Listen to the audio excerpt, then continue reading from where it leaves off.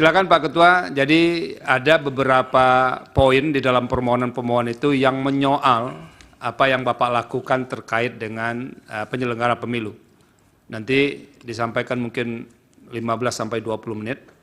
Nanti kita akan mendalami apa yang disampaikan itu. Dan untungnya pihak-pihak ini nggak akan menanya Bapak, cuman ini dialog dengan hakim saja yang disaksikan oleh pihak-pihak ini. Jadi agak lebih nyaman lah. Kalau diserahkan yang lain nanti pertanyaannya jadi lebih panjang begitu. Silakan Pak Ketua. Terima kasih Yang Mulia. Mohon izin. Assalamualaikum warahmatullahi wabarakatuh. Sekali lagi Yang Mulia Ketua dan anggota Majelis Hakim Mahkamah Konstitusi Republik Indonesia. Kemudian yang saya hormati para pemohon, juga yang saya hormati para termohon. Sesuai dengan undangan, Assalamualaikum warahmatullahi wabarakatuh. Salam sejahtera buat kita semua. Om Swastiastu, salam kebajikan, namo buddhaya. Sesuai dengan undangan dari Mahkamah Konstitusi nomor 11 tanggal 2 April, DKPP diminta memberi keterangan sesuai dengan fungsi serta kewenangannya dalam hal yang berkaitan dengan perkara nomor 1 dan perkara nomor 2 PHPU. Dalam kesempatan ini, saya mohon izin untuk menyampaikan beberapa hal yang menyangkut kewenangan DKPP. Jadi DKPP paling tidak diberi amanat oleh pasal 155 Undang-Undang nomor 7 2017 tentang pemilihan umum. Diberi kewenangan untuk memeriksa dan memutus aduan atau laporan adanya dugaan pelanggaran kode etik yang dilakukan oleh anggota KPU, KPU RI, anggota KPU Provinsi, dan anggota KPU Kabupaten Kota, juga anggota Bawaslu RI, anggota Bawaslu Provinsi, dan anggota Bawaslu Kabupaten Kota. DKPP memiliki kewenangan memanggil para penyelenggara pemilu yang diduga melakukan pelanggaran kode etik untuk dimintai keterangan atau diberi kesempatan melakukan pembelaan. Juga memanggil para pelapor, saksi, atau pihak lain, terutama pihak terkait, untuk dimintai keterangan, termasuk dimintai dokumen atau bukti. Kemudian DKPP juga bisa memanggil saksi dan juga mengundang saksi ahli. Semuanya dilakukan sebelum memberikan keterangan saksi, dilakukan disumpah. Dalam menjalankan fungsi selaku lembaga yang memeriksa dan memutus pelanggaran kode etik penyelenggara pemilu, DKPP terikat pada hukum acara yang diatur oleh Peraturan DKPP nomor 3 tahun 2017 tentang pedoman beracara kode etik penyelenggara pemilu. Adapun prosedur-prosedur penanganan pengaduan dilakukan melalui berbagai tahapan. Siapa yang bisa mengadukan ke DKPP adalah masyarakat yang memiliki hak pilih. Artinya setiap masyarakat yang memiliki hak pilih boleh melakukan pengaduan ke DKPP. Dari pengaduan-pengaduan tersebut, DKPP melakukan verifikasi administratif. Kalau lolos seperti biasanya, kita lakukan verifikasi material. Kemudian tahap berikutnya dilakukan pencatatan di buku registrasi perkara.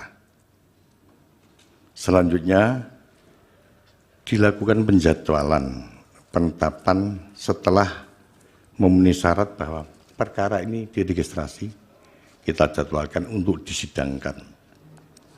Tahap berikutnya DKPP tentu saja akan memanggil para pengadu atau pelapor dan juga saksi untuk hadir di persidangan. Tahap pemanggilan paling tidak harus dilakukan 5 hari sebelum dilaksanakan sidang. Setelah dilakukan pemeriksaan dapat dilakukan meliputi berbagai hal. Di antaranya memeriksa tentang kedudukan hukum pengadu dan atau pelapor, mendengarkan keterangan pengadu dan atau pelapor, mendengarkan keterangan dan pembelaan teradu atau terlapor, mendengarkan keterangan saksi di bawah sumpah, mendengarkan keterangan ahli di bawah sumpah, mendengarkan keterangan pihak terkait, memeriksa dan mengesahkan barang bukti. Kemudian tahap berikutnya menetapkan putusan. Putusan ditetapkan lewat rapat pleno seluruh anggota majelis dan anggota DKPP. Alhamdulillah, pleno DKPP selalu mencapai mufakat. Belum pernah selama periode saya, belum pernah terjadi dissenting opinion. Jadi selalu bulat dalam menetapkan putusan atau sanksi.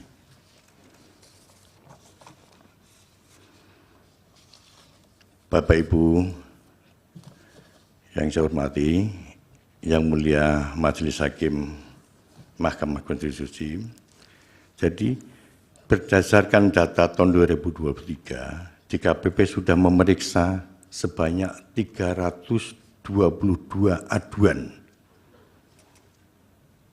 Sangat besar. Artinya setiap hari satu. Jenis aduannya macam-macam, tidak semuanya menyangkut soal tahapan pemilu. Ada juga dugaan-dugaan pelanggaran etik yang non tahapan pemilu. Misalnya soal penyalahgunaan minuman keras di kantor, perselingkuhan antar penyelenggara pemilu, utang piutang, dan perbuatan asusila lainnya. Jadi tidak semata-mata tentang yang berkaitan dengan tahapan pemilu. Perkara terbesar di luar tahapan pemilu adalah perkara asusila. Tapi masih terbesar, 90% masih perkara tahapan yang berkaitan dengan tahapan pemilu. Untuk jumlah pengaduan 3 bulan terakhir ini, mulai Januari sampai tanggal 2 April kemarin, jumlahnya mencapai 166 pengaduan. 90% pengaduan berkaitan dengan tahapan pemilu.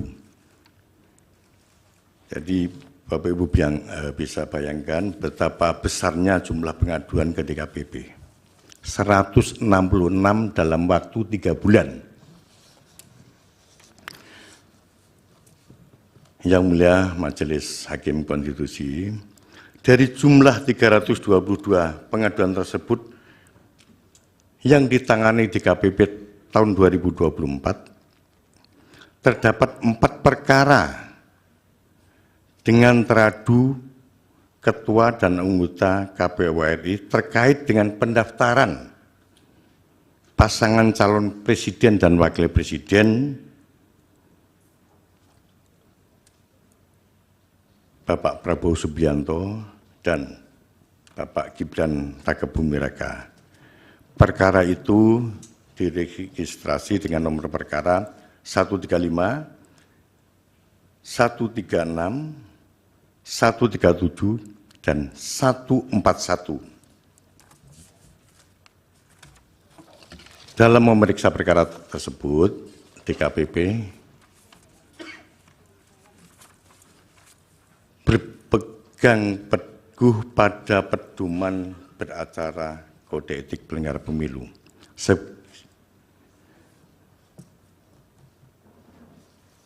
Semua tahapan sudah kita lalui, pada akhirnya DKPP mengambil keputusan dan dibacakan terhadap 4 perkara tersebut.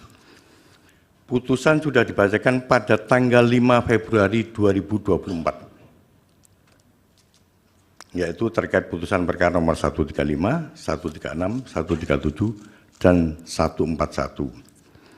Adapun putusan DKPP itu dibacakan secara terbuka dan bisa disaksikan lewat channel YouTube. Yang Mulia Majelis Hakim Mahkamah Konstitusi, bersamaan ini sudah kami lampirkan putusan yang untuk perkara 135, 136, 137, dan 141 sudah kami serahkan kepada Yang Mulia Majelis Mahkamah Konstitusi. Mohon untuk dipelajari.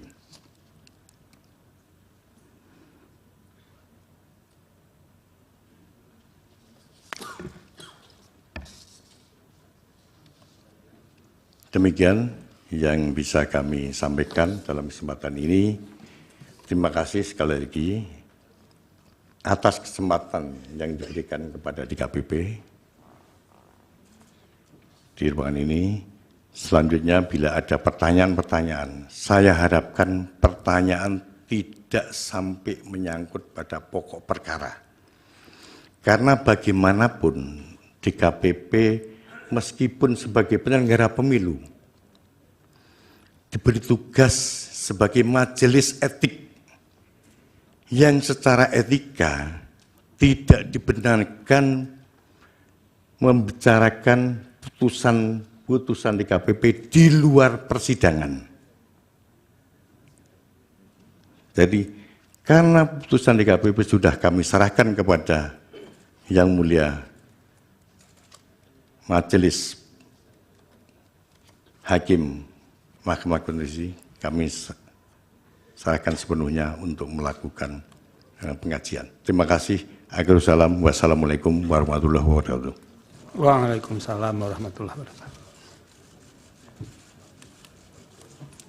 Terima kasih Pak Ketua. Ini akan ada sesi pendalaman. Walaupun tadi sudah di warning ya bahwa tidak ini susahnya sudah membuat pagar ini. Tapi pasti Hakim Konstitusi punya cara sendiri juga tuh untuk bisa membongkar pagar itu. Pertama dimulai Yang Mulia Profesor Arief Hidayat. Baik, terima kasih Pak Ketua Sidang. Yang pertama saya komentar begini. Ini ada mantan murid suruh dosennya mempelajari ini tadi.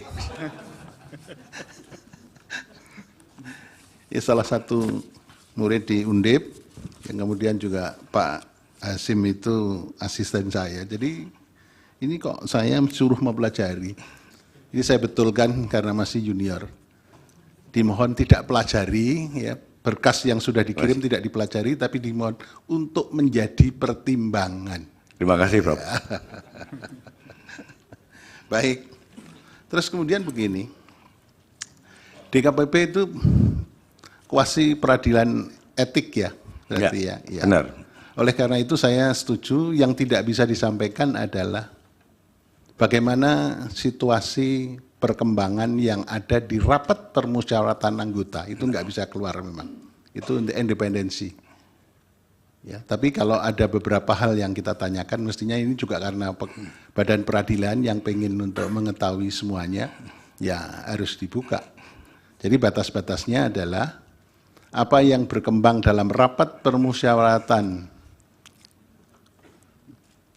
anggota DKPP itu nggak bisa. Misalnya itu tadi, ini yang selingkuh, ini yang minum keras siapa, ini nggak usah. Ya, tapi pokok-pokok yang dihasilkan bisa disampaikan kita secara terbuka. Dan ini untuk menjadi pelajaran bagi seluruh bangsa Indonesia karena mendapat respon yang sangat positif dari masyarakat Indonesia di persidangan Mahkamah Konstitusi. Baik, yang pertama begini.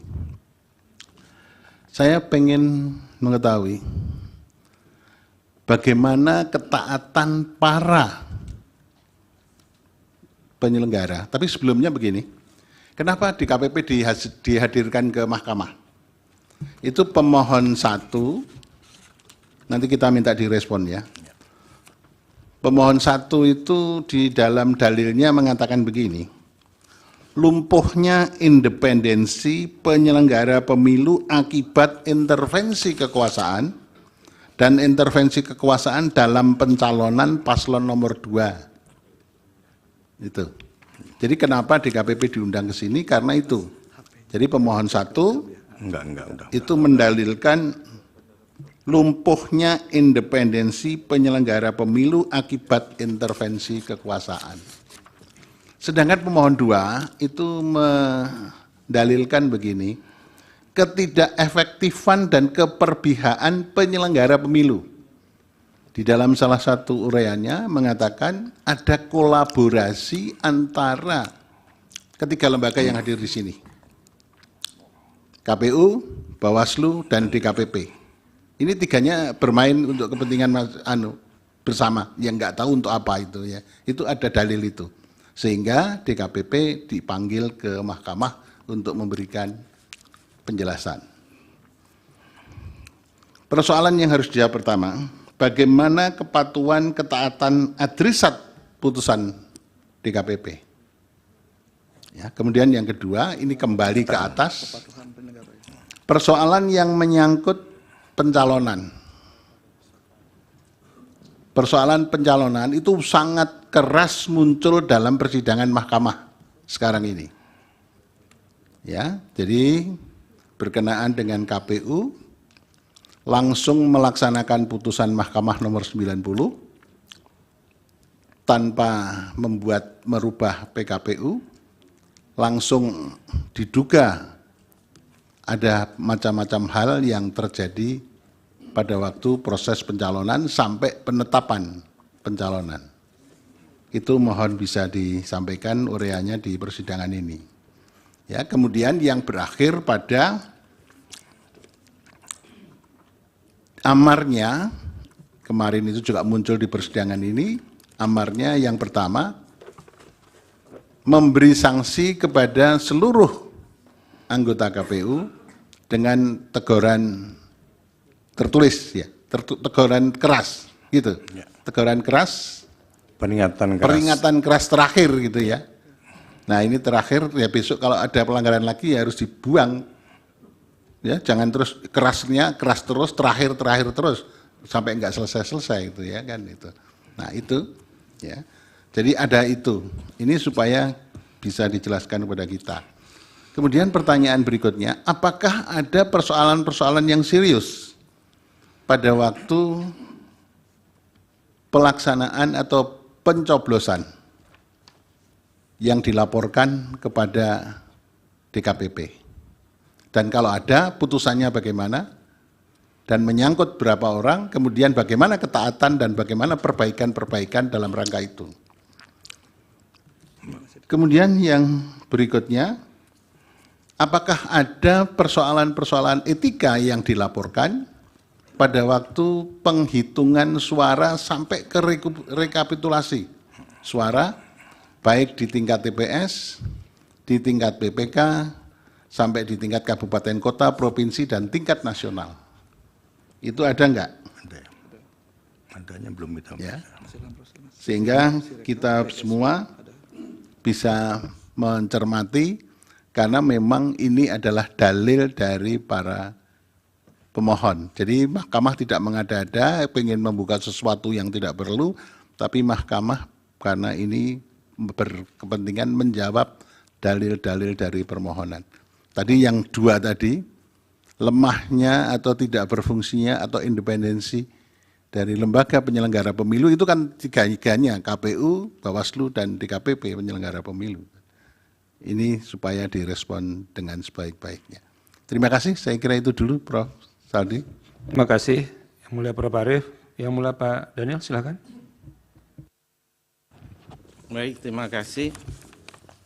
Yang mulia Prof. Saldi. Terima kasih untuk keterangannya Pak Ketua. Ini apa yang disampaikan Pak Ketua tadi sebenarnya itu nuansa percakapan kita juga. Apakah perlu DKPP dihadirkan atau tidak sebetulnya. Karena sidang hari ini tentu tidak bermaksud untuk menilai apa yang sudah dikerjakan oleh DKPP, apalagi sampai membatalkan, udah pasti tidak. Tetapi memang ada dalil yang disampaikan, ada karena tidak independensi dari penyelenggara pemilu, yang kami pahami itu adalah KPU, Bawaslu, dan juga DKPP. Karena itu kami kemudian mengundang. Nah, saya satu saja sebetulnya. Ini ada fakta persidangan, ada putusan MK nomor 90, kemudian atas dasar itu KPU mengeluarkan surat edaran 1145 kalau tidak salah. Ini dari surat edaran ini dalam persidangan juga terungkap bahwa pada saat putusan MK, DPR itu masih reses. Ini dugaan saya paling tidak, surat edaran ini semacam terobosan hukum untuk merubah PKPU yang terkait dengan syarat calon presiden nomor 19 ya kalau tidak salah. Nah, pernah ada putusan MK tahun 2009, setelah putusan malamnya itu KPU merubah PKPU untuk menyesuaikan dengan putusan MK. Tapi dari dokumen yang kami coba telusuri, pada tahun 2009 itu PKPU belum diwajibkan dimuat dalam berita negara. Atau dengan kata lain, belum diundangkan. Dan putusan MK juga ada menyatakan bahwa setelah itu perubahan itu harus konsultasi kepada DPR. Nah, dari fakta hukum yang ada memang apakah ada, ya ini tidak harus menjawab dari DKPP ya, tetapi ini fakta persidangan. Mungkin kalau bisa memberikan keterangan untuk menjadi pertimbangan hakim dari seluruh proses yang ada. Itu saja, mungkin minta masukan informasi terkait hal itu. Terima kasih. Terima kasih Yang Mulia Pak Daniel. Yang Mulia Prof. Guntur? Cukup? Pak Ridwan, Yang Mulia Pak Ridwan, silakan. Baik, terima kasih Yang Mulia Pimpinan. Terima kasih kepada Pak Ketua DKPP dan juga tim yang sudah hadir. Saya karena sudah dikunci tadi, ada beberapa pertanyaan terpaksa tidak saya akan ajukan. Nah, namun demikian ada satu pertanyaan yang kira-kira mirip dengan apa yang disampaikan oleh Yang Mulia Prof. Arief. Iya, begini Pak Ketua dan juga tim, karena kan kita memang ada hal memang yang tidak mungkin diungkap, tetapi ada pertanggungjawaban publik, public accountability yang mengenai kegiatan lembaga, mengenai kinerja pejabat publik. Nah, saya kira mudah-mudahan ini tidak termasuk yang dipagari yang dimaksud oleh Pak Ketua tadi. Tentunya mahkamah ini, kita ini yang mahkamah yang mulia ini kan antara lain kita akan menilai, mempertimbangkan dari dalil dan semua yang ada disampaikan oleh para pihak di dalam persidangan ini. Nah, saya ingin menyampaikan bahwa berarti kita harus tidak bisa lepas dari apa yang ada di dalam persoalan yang terjadi untuk kita sidangkan dan kita putus tentunya. Persoalan tentang netralitas. Netralitas. Saya ingin tanggapan dari Bapak sebagai Ketua DKPP, karena ada dalil pemohon kedua itu yang menyebutkan bahkan juga menganggap bahwa DKPP itu tidak netral, ya, karena melindungi termohon dengan cara tidak mengindahkan putusan DKPP itu sendiri. Kemudian merambah ke Bawaslu yang dianggap tidak responsif dan tidak progresif karena banyak sekali yang tidak diregister. Padahal pelapor itu adalah mereka-mereka yang kadang-kadang tidak punya pendidikan, tapi dia tahu ada hal-hal yang tidak pada tempatnya untuk dilakukan oleh apakah itu petugas ketika pemilihan dan sebagainya. Nah, untuk saya ingin penjelasan kira-kira tidak-tidaknya Bapak menerangkan, kita menghormati tentunya di sana ada pemohon 1, pemohon 2, termohon, pihak terkait dan sebagainya. Mudah-mudahan bisa diterangkan kalau ada bagaimana, kalau tidak atau miss seperti apa, itu saja kira. Saya kira itu saja Pak Ketua. Terima kasih Yang Mulia pimpinan. Terima kasih Yang Mulia Pak Ridwan. Berikutnya Yang Mulia Prof. Eni, silakan. Baik, terima kasih Pak Ketua. Tadi saya tidak mau bertanya sebetulnya, tapi ketika Pak Ketua DKP mengatakan, wah ternyata juga ada yang asusila di situ ya. Tapi saya tidak akan bertanya soal pokoknya di situ Pak. Asusilanya seperti apa ya. Hanya ada yang menggelitik itu adalah ketika dalil pemohon itu berkaitan dengan mempersoalkan independensi dari penyelenggara. Ya, khususnya dari KPU Bawaslu. Yang kemudian dinilai dari mulai panselnya dianggap bermasalah, seperti itu. Nah, saya ada pertanyaan ringkas ya. Ada nggak laporan yang disampaikan ke DKPP itu terkait di luar asusila loh ya, yang terkait dengan penyelenggara itu soal independensinya itu. Seperti apa kemudian tanggapan atau yang sudah dilakukan oleh DKPP terkait dengan hal itu? Itu saja, terima kasih. Terima kasih Prof. Eni. Yang Mulia Pak Arso? Cukup. Nanti Pak Ketua, nanti setelah Pak Ketua menyampaikan akan ada respon dari Pak Ketua. Silakan Pak Ketua. Baik, terima kasih Yang Mulia Majelis Hakim Mahkamah Konstitusi atas beberapa pertanyaannya, terutama senior saya, dosen saya dulu, Prof. Arif. Terhadap pencalonan Capres dan Cawapres, apakah ada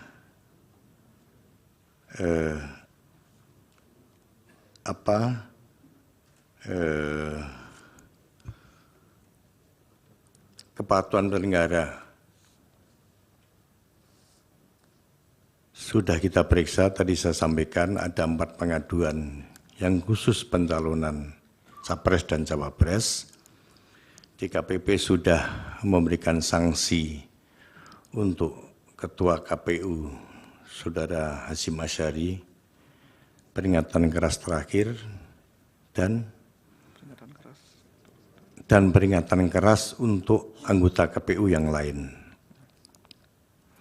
Mengapa dibedakan antara anggota KPU dan Ketua KPU? Karena DKPP, putusan DKPP itu bukan kepada lembaga, tapi kepada individu-individu penyelenggara pemilu. Jadi yang diputus itu adalah pelanggaran etik yang dilakukan oleh individu-individu penyelenggara pemilu, bukan lembaganya. Benar nggak ada ketidaknetralan?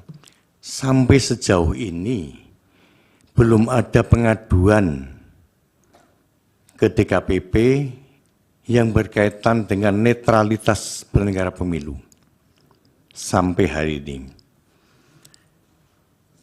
Kemudian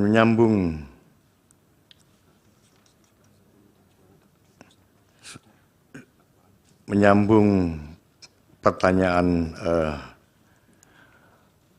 Prof. Daniel Yusmik, apakah ada pengaduan yang berkaitan dengan penghitungan suara?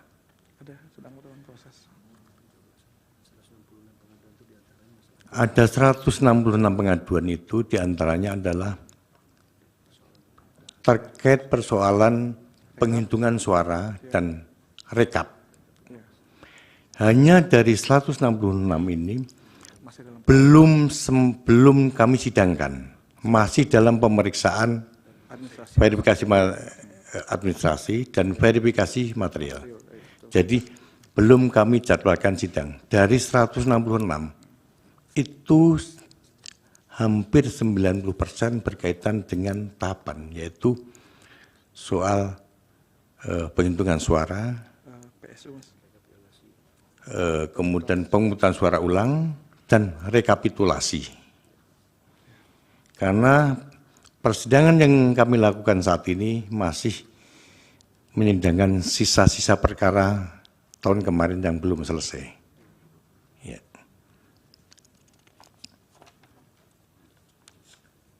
Apakah ada persekongkolan di antara penyelenggara pemilu dan bagaimana tingkat kepatuhan penyelenggara pemilu terhadap kode etik penyelenggara pemilu? Dan apakah putusan DKPP dilaksanakan secara konsisten? Jadi setiap kali DKPP memutus perkara selalu disertai penetapan bahwa selambat-lambatnya 7 hari sejak diputuskan harus dilaksanakan. Sekaligus memerintahkan Bawaslu untuk mengawasi jalannya putusan ini. Dan sejauh ini hampir semua putusan DKPP dilaksanakan. Mulai dari putusan yang sifatnya peringatan keras, bahkan pemberhentian. Karena sudah banyak anggota KPU dan Bawaslu, terutama di tingkat kabupaten kota, yang diberhentikan. Nanti datanya tolong disampaikan oleh Mas Tio, berapa banyak? Sudah banyak. Baik pemberhentian tetap maupun pemberhentian dari jabatan. Jadi tadi Prof. Harip nyinggungi, ini kok sudah diberi peringatan keras berkali-kali kok tidak diberhentikan. Mohon izin yang mulia, jadi di KPP dalam memeriksa perkara itu fokus pada pelanggaran etik yang diadukan yang sedang kita periksa. Jadi berapa besar derajat pelanggaran etik perkara itulah kita lakukan hukuman atau putusan atau sanksi sesuai dengan derajat yang diadukan dan bukti-bukti yang terungkap di persidangan.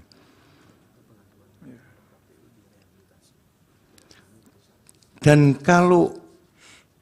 tidak semua pengaduan itu diberi sanksi. Karena dari tahun saya tadi sebutkan dari 322 di tahun 2023 itu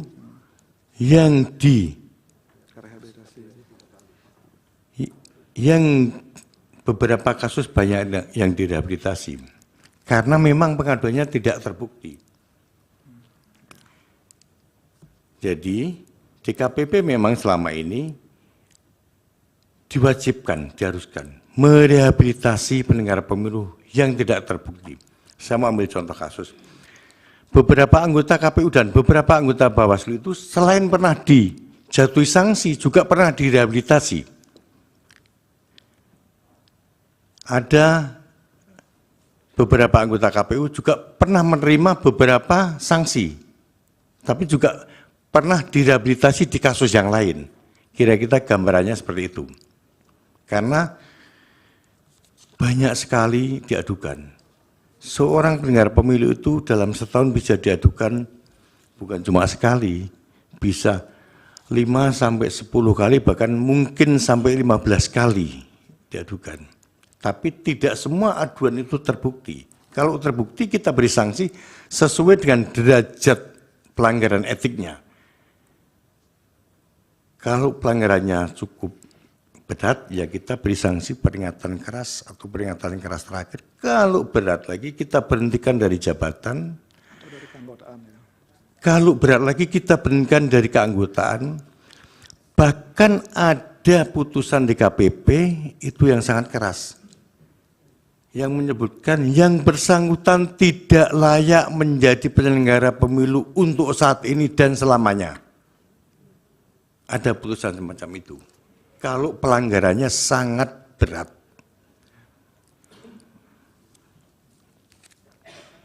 Jadi saya burungan yang mulia, mohon maaf, saya burungan menjawabnya mulai dari Prof. Arief, kemudian Prof. Daniel Yusak, kemudian Prof. Ridwan Mansur.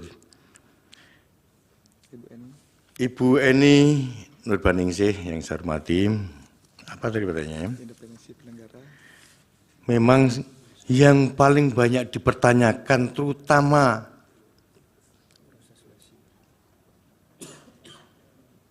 di saat ini adalah tentang independensi penyelenggara. Pertanyaan-pertanyaan itu saya kira kita tidak bisa menutup mata dan telinga. Itu muncul di mana-mana. Dan saya juga, DKPP juga mendengar itu. Tapi sekali lagi Ibu ingin saya sampaikan, belum ada pengaduan yang berkaitan dengan independensi. Belum ya, bukan berarti tidak ya, belum ada pengaduan yang berkaitan dengan independensi. Tapi yang berbau-bau tidak independen ada. Karena misalnya penyelenggara pemilu berpihak pada salah satu peserta pemilu. Ada.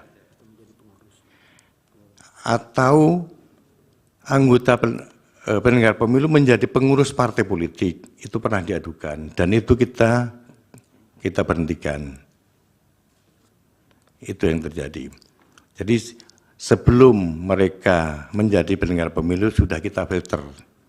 Karena peserta pemilu tidak boleh menjadi penyelenggara pemilu. Jadi yang terindikasi kuat, bahkan yang terbukti dia anggota partai politik kita berhentikan. Ada beberapa yang kita berhentikan. Jadi kalau pengaduan kali ini, kalau soal keterpihakan itu biasanya tercermin lewat pengaduan. Misalnya penyelenggara pemilu A, dia diadukan karena dia menggeser suara. Itu artinya indikasinya dia berpihak pada partai yang dia untungkan. Seperti itu. Tapi yang tentang netralitas penyelenggara pemilu secara keseluruhan, belum kami terima pengaduan itu. Pak Dewa ingin menambahkan? Cukup. Pak Tio, cukup ya. Begitu yang mulia Majelis Hakim Konstitusi yang bisa saya sampaikan. Mohon maaf bila ada kekurangannya. Terima kasih. Pak Ketua. Ini ada Prof. Arief mau memberikan respon lagi. Ini di antara para pemohon 01 dan pemohon pemohon 1 dan pemohon 2 atau paslon 1 dan paslon 2, adakah paslon 3, maaf, paslon 3. Ada yang pernah melaporkan ke DKPP mengenai KPU atau Bawaslu?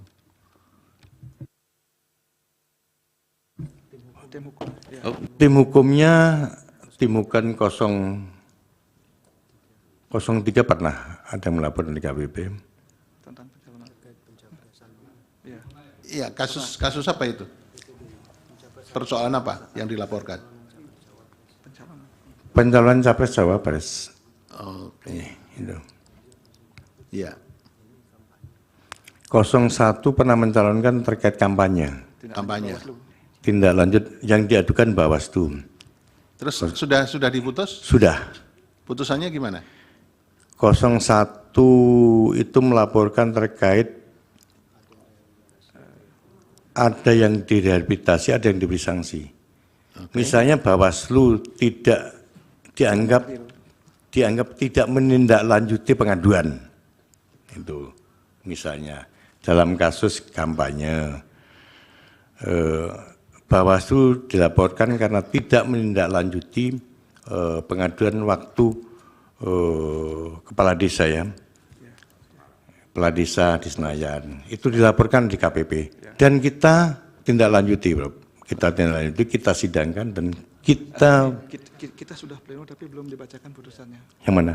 Yang Kesnya Semarang. Ya. Kami sudah pleno yang mulia. Silakan diskusi dulu atau kembali ke tempat diskusi lagi. Ini saking banyaknya perkara, Prof. Iya. Ya, banyak sekali, ratusan. Jadi untuk kasus yang bagi-bagi susu, bagi-bagi susu, ya. Tapi ini yang teradunya adalah Bawaslu RI dan Bawaslu Jakarta Pusat. DKI, ya, DKI. Sudah kita sidangkan dan sudah kita plenokan, hanya belum Belum dibacakan, jadi belum bisa kami sampaikan, Prof. Oke. Karena saking banyaknya jadi lupa sudah dibaca atau belum itu. Ya. Ya. Jadi sudah kita plenokan, hanya belum kita bacakan. Oke. Sudah kita putuskan. Begitu, Prof. Ya. Terima kasih, Prof. Tapi saya ingat gini tadi, pada waktu kita memanggil 4 menteri sampai Menko-nya aja bilang begini, Mas Edi, untuk pelajaran ini. Bilangnya semoga keterangan kita bermanfaat untuk pengambil putusan, jadi pertimbangan. Ini tadi mempelajari itu saya bingung sekali itu, Mas. Terima kasih, Prof, atas koreksinya. Terima kasih Prof. Mohon Arief. maaf. Pak Ketua silakan, Yang Mulia Pak Soehartoyo. Terima kasih Pak Wakil. Saya sedikit saja Pak Ketua DKPP. Begini, ada pandangan bahwa badan peradilan sekalipun, apalagi kuasi ya, badan peradilan sekalipun terhadap produk-produk putusan itu, memang betul ada pembatasan, itu kemudian tidak boleh didiskusikan, diperdebatkan, apalagi mendefend putusan. Jangankan terhadap putusan hakim yang bersangkutan, hakim lain pun tidak boleh diberlakukan oleh hakim yang lain, sebagaimana hal-hal yang saya sampaikan tadi. Tapi nanti pada akhirnya terserah Bapak, kalau tidak mau menjawab, karena ini krusial perlu saya sampaikan di persidangan.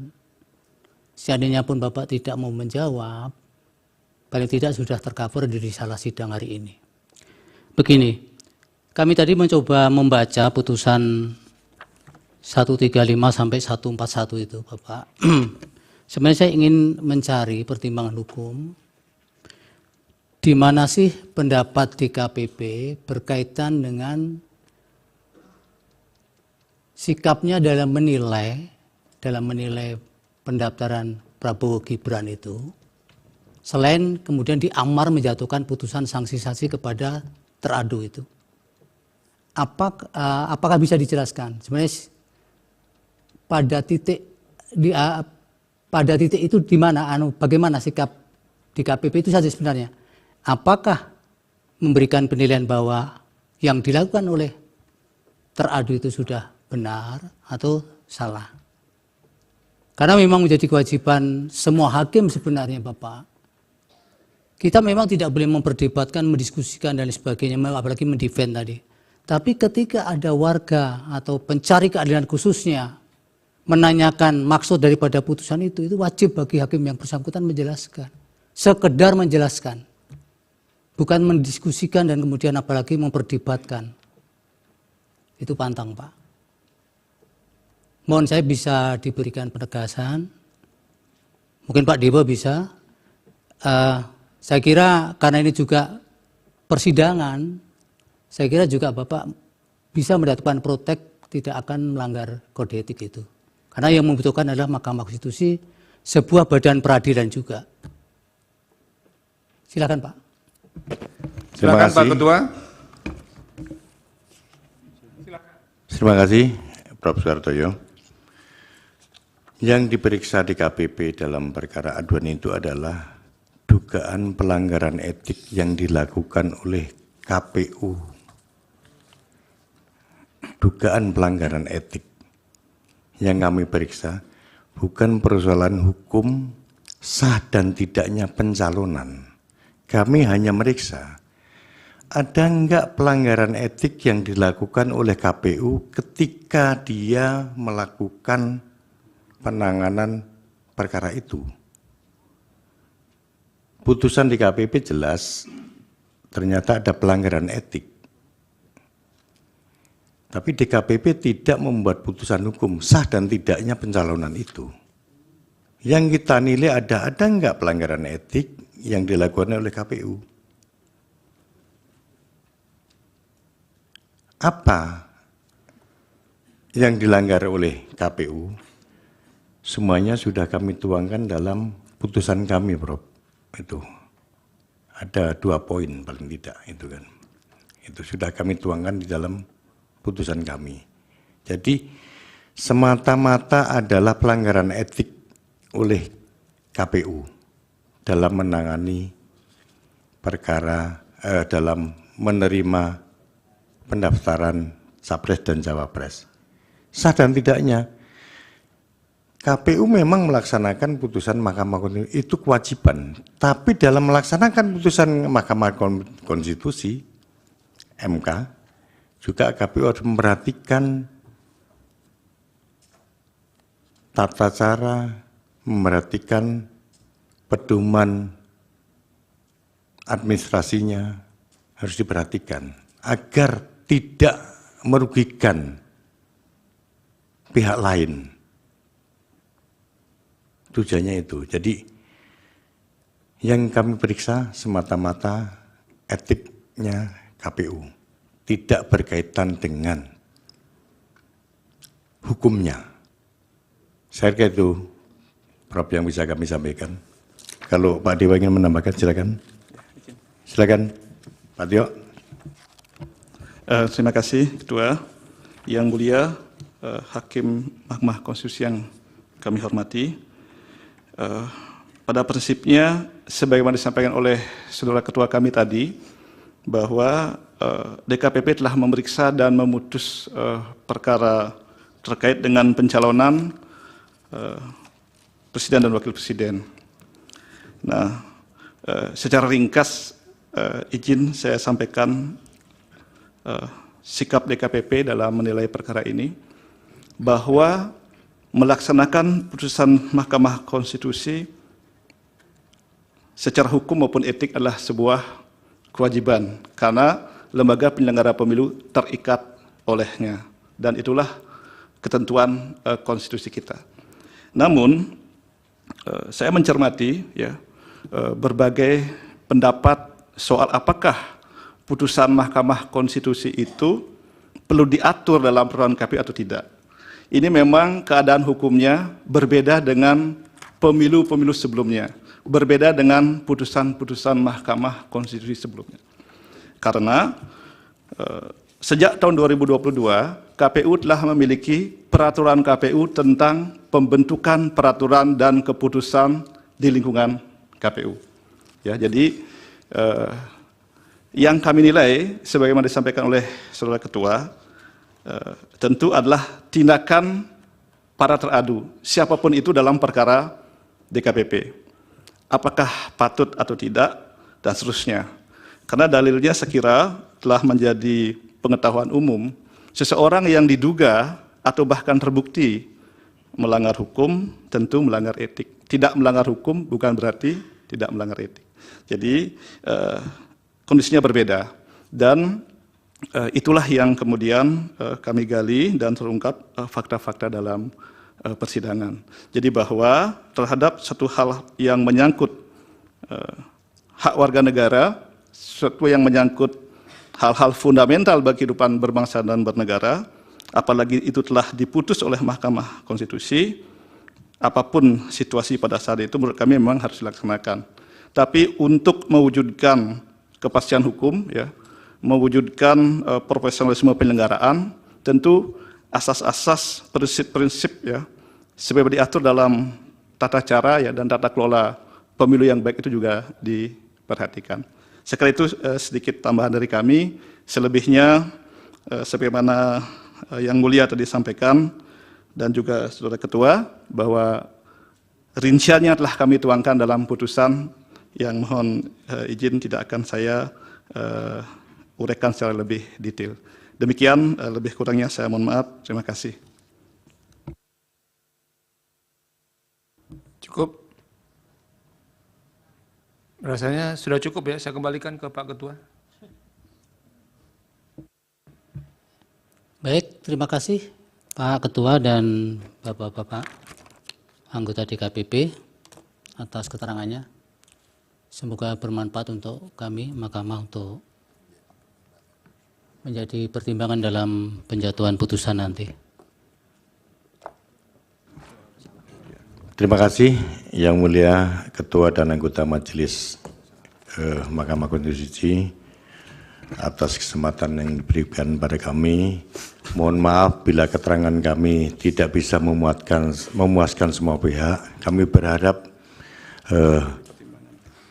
yang kami sampaikan bisa menjadi pertimbangan bagi Mahkamah untuk mengambil keputusan. Terima kasih. Akhirul salam. Wassalamualaikum warahmatullahi wabarakatuh. Waalaikumsalam warahmatullahi wabarakatuh.